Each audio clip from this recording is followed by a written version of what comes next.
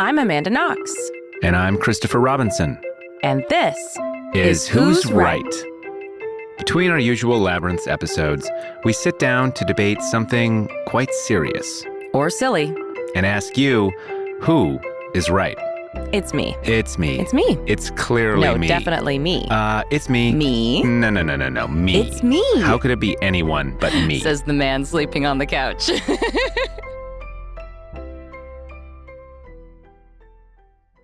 Oh, boy. You didn't tell me what I looked like. You have to balance. It balances out with me looking like this. I just got out of the pool. So this is just what we look like, everyone. Hi. No, I have to create the illusion that I have perfectly coiffed hair and, Your coif is fine. It's pretty good, actually. It's pretty good. Quite good. Oh, my God. Look at me. Oh, no. You've caught me so uncoiffed. So, today's subject is friendships. Yeah. I just got back from a nice weekend with the bros from my buddy's birthday party. And it was a thing I was going to not attend because I was with Amanda on book tour, basically, assisting and being moral and logistical support, which has been very needed as it's been quite crazy. Yeah, going on book tour, the last thing I need to have in mind is where I need to be and at what time. So typically I just need someone to drag me around and like a doll and then like push the button and turn me on. And then I go, here's a book. And then they turn me off and stuff me in my suitcase. Yeah.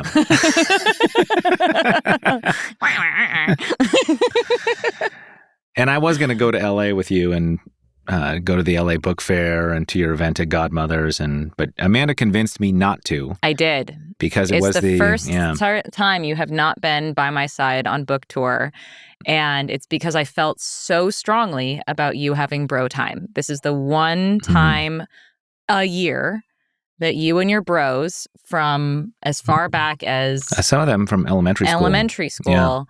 Get together, just the boys, no wives, no kids, and play board games. I mean, we spent the weekend lying to each other mostly. Yeah. Yes, playing werewolf. We played a lot of werewolf and a lovely game called Secret Hitler, which... Secret Hitler, if you want to sponsor us, we love your game. Who makes the game Secret Hitler? I don't know. I should werewolf? Look it up. Secret Hitler is another social deduction game like Werewolf, where some people are, loyal party townspeople. Well, you've got fascists and you've got liberals, right? I see. Like, some people are secret fascists, and one of those secret fascists is Secret Hitler. Is this like just too close to real life, though? I did think, is there a version of this social deduction game like Werewolf, but it was like the Trump cabinet and someone's like secret Pete Hegseth, Yeah, I think you've invented a new version of this game that would absolutely get traction. And someone else is like, has the special power of like the ghost of Ruth Bader Ginsburg. Anywho, it was an important decision, and I really am glad you pushed me to do that, because those are friendships that I really value, and that in our busy lives, I don't have a lot of time to put energy into them.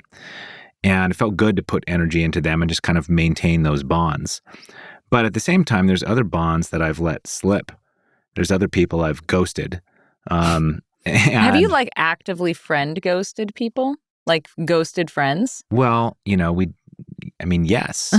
Okay, so there needs to be a clarification, I think, before we get into this. I think it's absolutely true that even over the course of one's lifetime, people come in and out of your lives for various reasons. And when you're young, typically those reasons have to do with like school or sports or the city or town you live in. And that really determines who your friends are.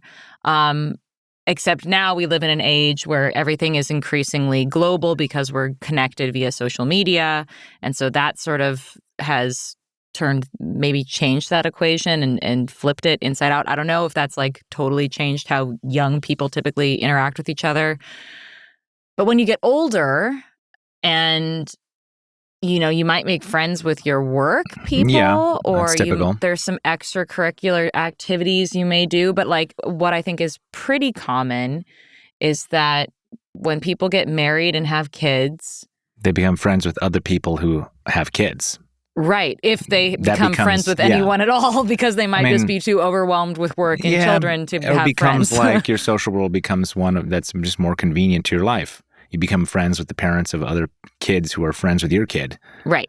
So I think, and actually I feel like, didn't we read something in the New York Times or the New Yorker way back that stimulated this? I thought it was the Atlantic. But wasn't it Atlantic? I don't remember the exact article, but it was about taking stock of your friendships. Right. And one of the results of that is that we made a spreadsheet. Okay, well, one of the results of this is Chris was like, I know, I solve everything with spreadsheets. So let's make a spreadsheet and put everyone who we consider a friend or anyone who we consider an important relationship, like someone we actively engage with, write down all their names, and then come up with lists of like prioritizing those friendships. Yeah. Prioritizing the friendships. Because like it is a zero-sum amount of time and attention that you can give to people. And I think I absolutely agreed with that, because it's like, hey, if I'm being super honest, like who am I calling once a week? And am I being intentional about it? I think the thing that we wanted to think about was, should one be intentional about one's friendships? And I think we're both inclined to be very intentional about things, but I think maybe we should step back a moment before we like totally just say, everyone make a spreadsheet, and instead say, is that weird? Is that weird? To be intentional about friendships? Yeah. Like, is friendship a thing that you should be? I feel like this is the first question, which is friendship something that is intentional? Or is it something that you just go with your feeling and what's natural, and the people who care about you they'll just, unintentionally reach out to you just because they're your people, right? Like, is there something, like, do you have to be thoughtful about your friendships, or at least who you're friends with and how? I mean, you don't have to be anything, but does it pay dividends to be thoughtful about your friendships? And my answer is obviously yes. Yeah, I mean, I don't know what we're debating here. I think the answer is obviously yes. Again, there's a zero-sum amount of time and attention that you can give to anyone. And even just like if you're not intentional, life gets busy. Yeah. And you just won't have friends at the end of the day because you haven't.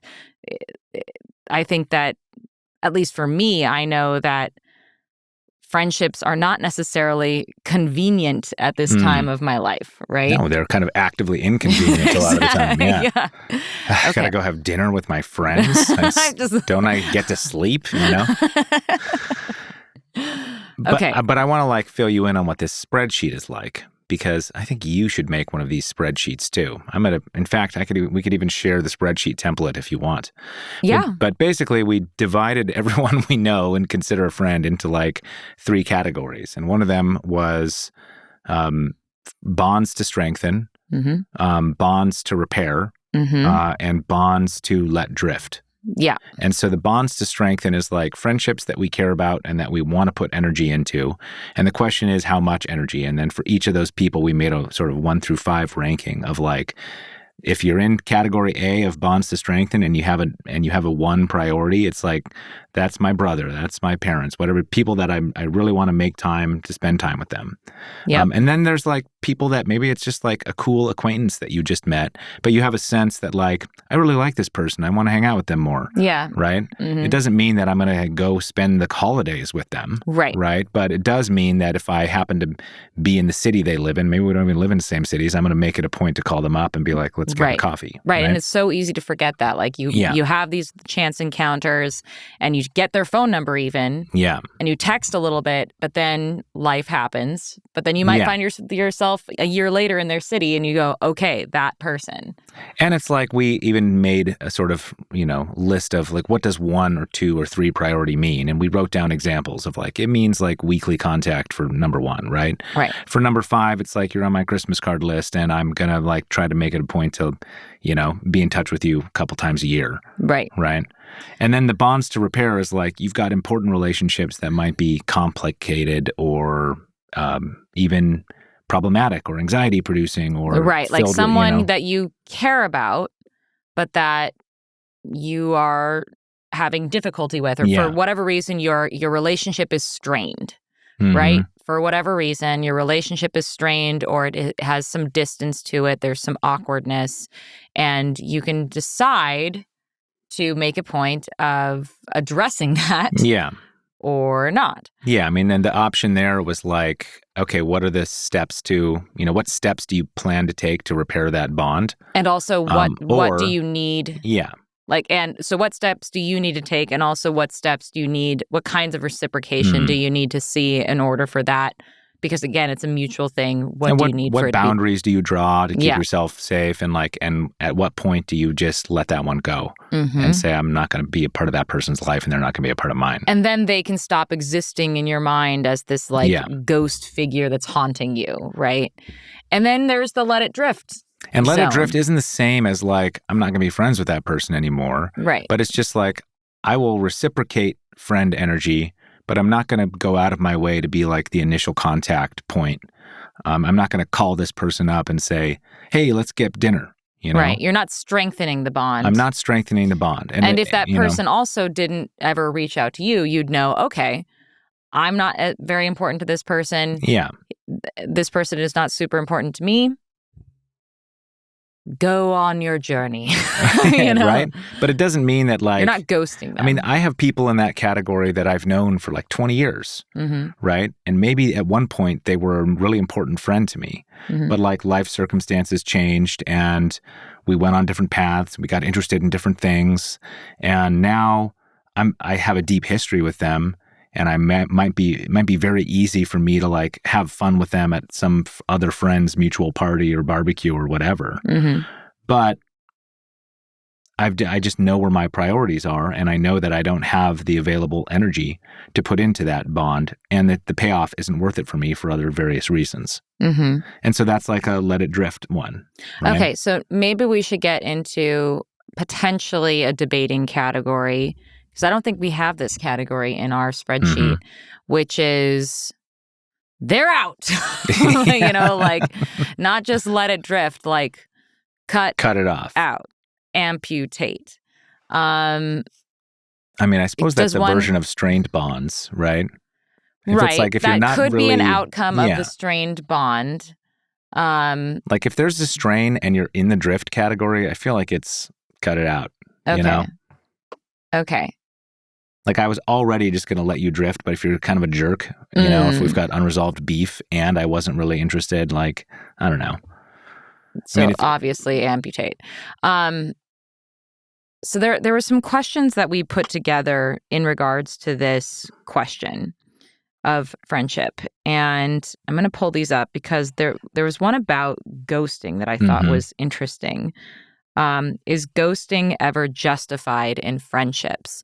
Which to me, that suggests that you're friends with a person and that person fully expects you to be a friend with them, but then something happens and you just don't ever want to speak to that person again. Is that what ghosting a friend means? That's a version of ghosting, but I mean, are we talking about like for the entire friendship or like this is a thing you did on that one Saturday? Well, I don't know. I had imagined that. I mean, I ghost if it's just like that Saturday, like I was at the barbecue and then suddenly I wasn't. Yeah. I do that all the time. Well, that's called the Irish goodbye. Yeah, that's not ghosting. So I think Irish goodbyes are fine. Yeah, if you're truly my friend, I will Irish goodbye you. That's how you know. Where you're just like, "Where's Amanda? Oh, she loves me enough to know that she doesn't have to be polite." Like, that's the key. So ghosting. I mean, what does it mean to ghost a person you're dating? just to not call, like they're texting you being like, hey, when are we hanging out? And you're like, nah. I think typically it's like, I don't want to deal with the breakup. I don't want to break up with you. So I'm just going to not respond until you get the message. Okay, so this is in a strained relationship then. So it's a strained friendship. Mm-hmm. And instead of being like, you, me, we are breaking up. Is this just because like friendships don't have like a proper breakup ritual? Yeah, they don't tend, because they don't have exclusivity, right? There is no corresponding breakup ritual. And maybe there should be. There absolutely should be. Like no one does that. I've decided, let's not be friends anymore. Yeah. Yeah, we need that ritual. Because then you're not, to feel like, I feel like all friends, when you stop being a friend, are actually being ghosted. Because unless you had a fight. There's versions of this. Like I've had strained relationships that then I tried to do some repair work on. And, ghosting isn't necessarily like you just you never respond ever again. There's sort of like progressive ghosting. Where like just the responses become fewer and shorter. And then more and more curt, and it's just like someone's birthday and you send them a happy birthday message. And they're like, thanks. Yep. Like 3 days later. Yeah, right. And it's like, okay. It's like it's a pretty clear signal. Mm-hmm. I'm not sure you necessarily need a more, a ritualistic, more clear way of expressing that. Because I don't know, you get the message, I don't know, because also people are busy and also people are flaky. And I think one of the really nice things I know between like one of me and my best friends is we will ghost each other for months and months on end, and then, but also know that we're still friends. And so what do you mean by ghosting there? You mean like got a missed call and just didn't return it? Yeah. Like we're just busy. Like life is busy. And like I have that friendship where I will go months and months and months with just like no communication whatsoever. And then I'll get a call and it'll just happen to be at the right moment for me and that person. And then it's like, bam. And then we are immediately locked back in. Yeah. And I feel like it's important to know if you can do that. If that person is still someone that you can think of as like, oh my God, this is a person that I'm going to share a life thing with. And if it were the case that you should interpret everyone's like not responding to your text messages as they're mad at me or they don't want to be friends with me anymore, then you couldn't have that kind of friendship. So I actually really believe that there should be a friendship breakup ritual where it's like you give back the ring or something like that. Like, how do you do that? How do we break up? And I haven't had that many breakups with, but again, like the exclusivity is the thing because it's very clear. Like, I think we should see other people is another way that you break up with a person because I think we should be friends with different people. Yeah. You go have your friends and I'll have my friends and never the twain shall meet. Well, and then the other thing that complicates it is typically friends are friends in groups. And if you like set a boundary and decide to amputate one friend, you might end up amputating by Totally. The lack of exclusivity actually really complicates it. Yeah. Right? I'm also thinking about how I have some really good friends who live in just very far away places from me. And because of that, I don't see them very frequently, nor do I talk to them very frequently. I'm also a very present in front of you kind of person. And as much as I spend way more time on email than I want to, it's not because I'm carrying on long friend correspondences. If I had more email time, I might, if I could reduce the work emails, something. But regardless, I find myself in a situation where I don't want to be on Discord or chat any more than I'm already on a screen. No. And Zoom calls, I'm already on enough of those just for work. I just want to be in the real world. Right? And if you want to be friends with me, we need to be in the real world together. Which is why I made it. I made the point. It's like, it's so important for you to do the boys' weekend. Or actually, I didn't even mention that while you were on the boys' weekend, I was doing the book tour, but I got to connect with a very good friend of mine who I don't get to see because she lives in California. But I love her to death. And anytime I'm around her, I want to be around her because we immediately lock in. Right? So But there's another problem of like, so like I have a friend who whenever we talk, it has to be like a minimum half an hour, 40-minute kind of conversation. Like I can't do a 5-minute conversation with this guy, No. you know? And that's a problem because like if he calls me up wanting to chat and I'm in the middle of my busy day, I'm like, oh, I would love to talk to him. But I don't have 40 minutes right now. I've got 4 minutes. Yeah. And like, this is not the kind of friendship that I can do 4 minutes in. Right. You can't be like, hey, dude, I love you. Can I call you back? Can you even do that? Yeah, sometimes I'll text and be like, oh, we haven't chatted in a while. Like, let's find a time to chat. But if he's calling you and you're just like, I want to talk to you, but I only have 4 minutes. Can you be like, dude, I have 4 minutes, but can I call you later? I do that sometimes depending on the day, but it might also be just like one of those weeks where I'm like, I'm not going to have 4 minutes later. Yeah. Who am I kidding? Yeah, fair. And so what do you do about that? Like, I do feel bad because like that is a relationship that matters to me. It's in this bonds to strengthen category. The thing I need to do to strengthen it without visiting that faraway place frequently is to like make time for phone calls and Zoom calls and whatever it is. Ugh. And yet that conflicts with my want to be present in my life, present moment thing. Yeah. Yeah, that's hard.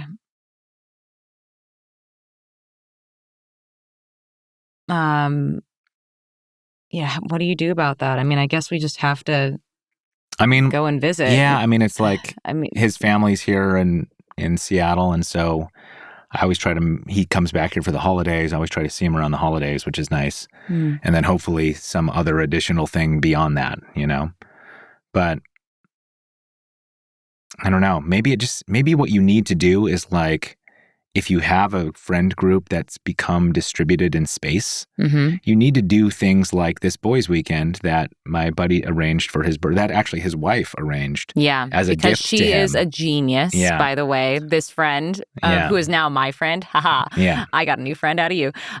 She's a genius and also just a really thoughtful person who's an event organizer as a as a profession. So she was like, and she just understands the importance of that. And so she's like, my gift to you is to like hang out with the kids for a weekend and also arrange all the stuff. Yep. Find a place to stay. All you have to do is show up and hang out with your bros. Yeah. But like, a couple of the people are coming from other states, It's not far. It's Portland, but still, even my friends in Portland, I don't see hardly ever. I know. Well, it's a 4-hour drive. Yeah.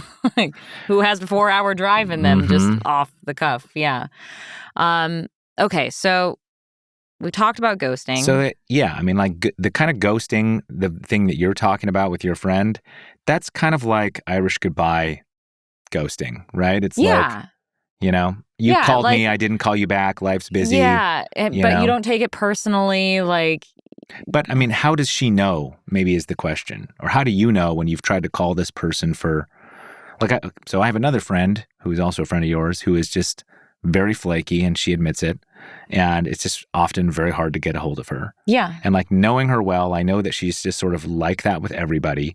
And so I don't take it personally when I try to call her and no response. And I try to call her over the span of several months, send a text, send a call. Hey, I'm visiting your city. Want to meet up? No response.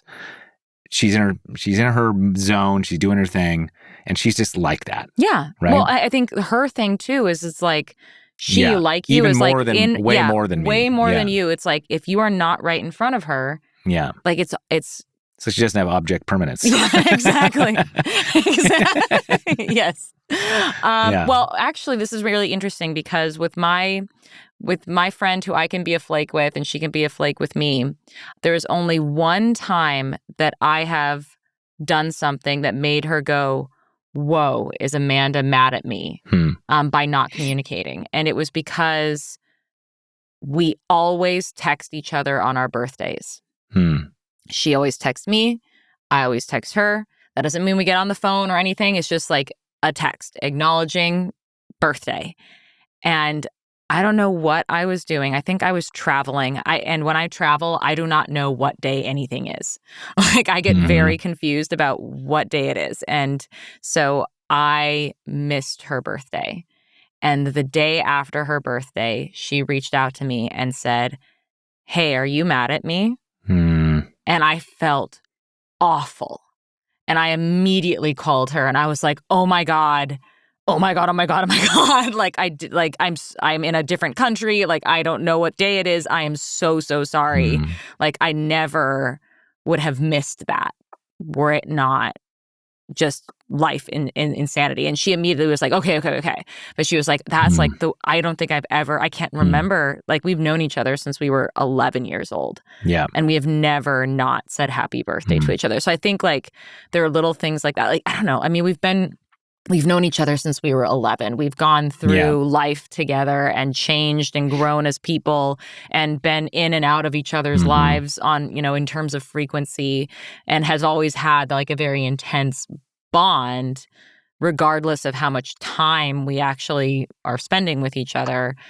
But like, there are those little touchstones that sort of remind you, like, this is a person who is thinking of me.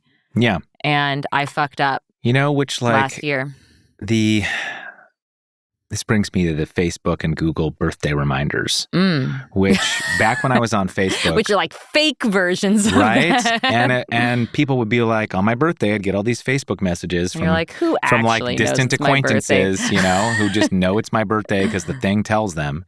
And I hated it. And I refused to participate in that ritual with other people. So you only say happy birthday to people who you remember it's actually their birthday? Yeah. I don't remember family members' birthdays. Yeah, you do. No, I don't. If you were to ask me what my Aunt Christina's birthday is, I would have no idea. And what's so sad about that is we just celebrated it. So it's either in April or March. I have no idea what day it is. I could not tell you. And I've been celebrating her birthday my entire life. So I don't know. I think the ones that you specifically put in your calendar, like if you want to make a reminder to yourself, so-and-so's birthday, and you put it in your calendar, and every year it reminds you. But when you have your Dave contact list from high school. Yeah, right? I would never put, one of my good friends is Dave from high school. Okay, never mind. Sorry, Dave. Yeah. I mean, Jared from high school. If it's just importing your contacts and putting all their birthdays on your Google Calendar, or every Facebook acquaintance you've ever met has their, you're suddenly getting birthday reminders for people that you don't care about. I mean, you don't care about to the degree that you're going to send them a message on their birthday that has any meaning to it. But if it's an actual birthday that you have taken a point to make a reminder to remember, or that you just remember without the reminder, then maybe it actually is a really good social ritual to be the thing that's the great excuse one time a year. It's good on your end. So here's what it's bad I think. On their end. Here's what I think. That's the problem. Well, this is what I'm thinking, is we need to bring back the birthday card. The birthday card. The birthday card. Like, you mail it. That means you have to know days in advance that the birthday is happening, because it's actually in your calendar, versus like that day Facebook tells you whose birthday it is. You know what? It should be a birthday week. And instead of you only, you get your one day that you get your cake if you're into that. But I think the idea of like there's just the one day, it puts so much burden on that day to be like the special day. And also I want to celebrate with every single person I care about, and then you basically have a party where no one actually gets to talk to anybody. Yeah. Well, or it's like you're just busy that day because you're doing your birthday shit. And if I'm your friend who lives 8 states away and I'm calling, you don't have time to like have a long conversation with me. Right. You're doing your birthday thing with your family or whatever it is, right? If you have friends, which, sorry for people who don't have friends. Yes. But we're describing scenarios that require having friends. I know. These are first world friends problems. Well, I was going to bring this up though. Is the spreadsheet different, or do the sort of rules we're talking about change depending on how many friends you have?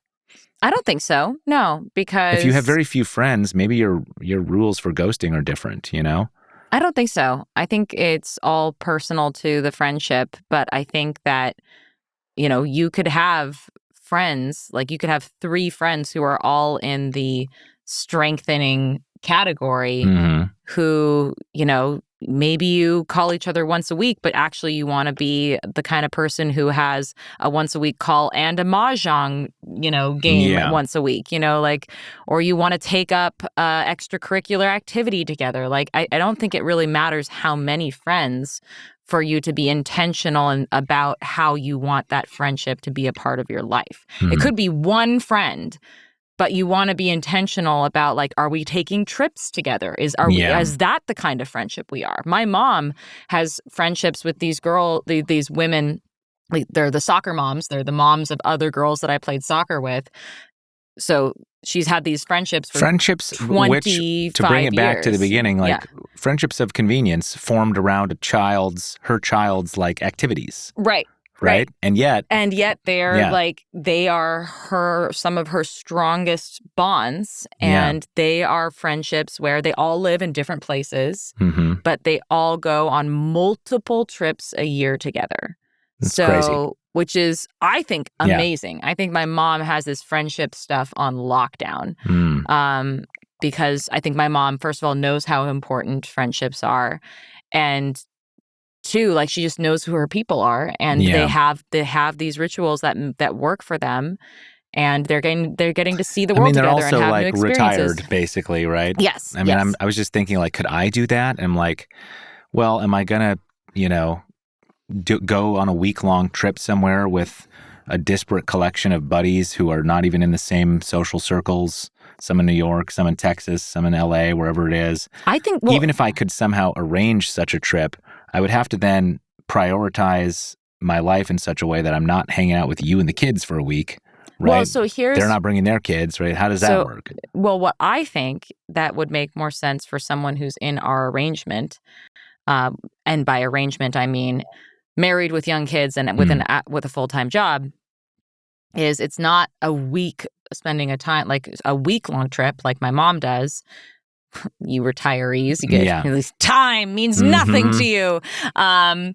It's a weekend. Yeah. And this is something, I've been trying to go on a weekend trip with a friend of mine for years, and just like things kept coming up, like the prices of the airline tickets were crazy or whatever. But like, I do think that a weekend trip with a friend is an incredible way to strengthen a friendship. And I feel like that's something that, even if it's like, you don't have to go to Jamaica or whatever. Like, you can just get an Airbnb on just the other side of town, just so like you are in a different place, and the focus is, you're not distracted by your daily life. You are having like focused time. And like this friendship that I've been wanting to go on and do this, and this is really inspiring me to text her right now, is we wanted to do a writing weekend. So not just like, it wasn't just a weekend to hang out and go shopping or whatever. It was like, she's a writer, I'm a writer. We just wanted to write in the same room together and like drink tea. And when we're done writing, go on a walk. And that's it. That's all we wanted to do, was for a weekend, just hunker down together and write in the vicinity of each other. And what a beautiful thing. And I feel like you should be able to, I think you should do that with this friend who always wants to talk to you for 45 minutes. And I like talking to him at length too. It's just, I just know that the way we engage is like that, Even finding a weekend, though, feels hard when you have a 1-year-old and a 3-year-old, A weekend is possible. It's possible. I mean, I just did it. Yes. Yeah, you just did it. Well, can I do it next weekend? Next weekend? No. Well, you know why we can't do it next weekend. You can't next weekend. No one can do anything next weekend. All right. Only. Do we have any more pertinent pertinent thoughts about friendships? Yeah. Let's see if there's any more questions. Oh, the only other one that I think is really well, okay, there are two, so I don't know if we want to get into both of these. One has to do with friendship and technology, which is, are online friends as valuable as real life friends? And then the second question is, are friendships inherently altruistic or transactional? I mean, I think the first one's pretty easy for me to answer, which is just no. What? Like real life is always better than online? I mean, I guess it depends how we're defining this, but like by an online friend, I'm assuming it means like an online only friend, someone that you connect with, not just that you connect with, but that you know each other through, and that your relationship is entirely mediated by the online world. Right. Because there's online ways of keeping in touch with friends who you used to, but you encountered them online. Your relationship is based upon an online interaction.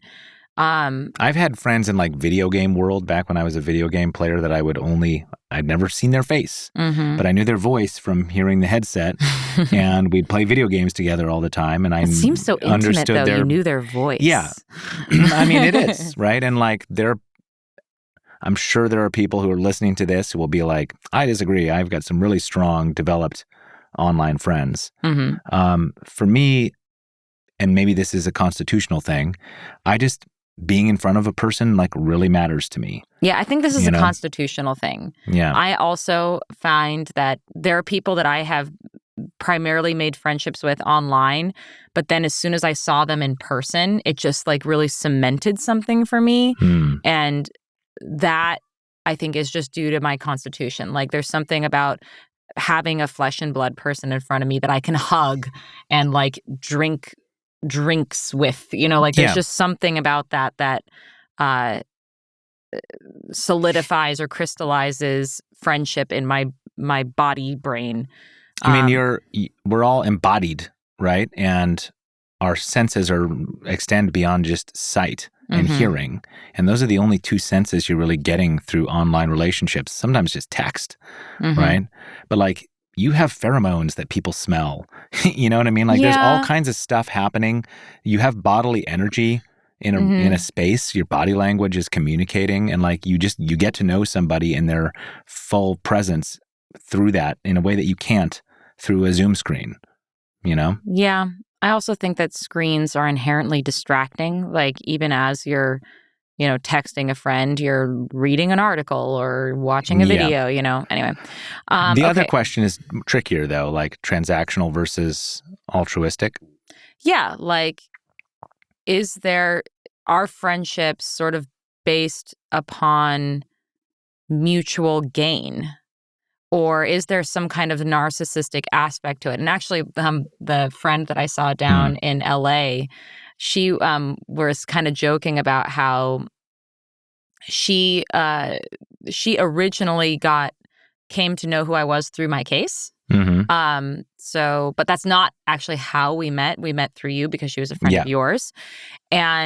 But it just so happened to be that like while I was going through all the craziness, she was really, really drawn to the story because, artsy girl from Seattle who loves to go on adventures and go abroad, like that's her. Totally. And so she just saw herself in me and got so just swept up in it because of that.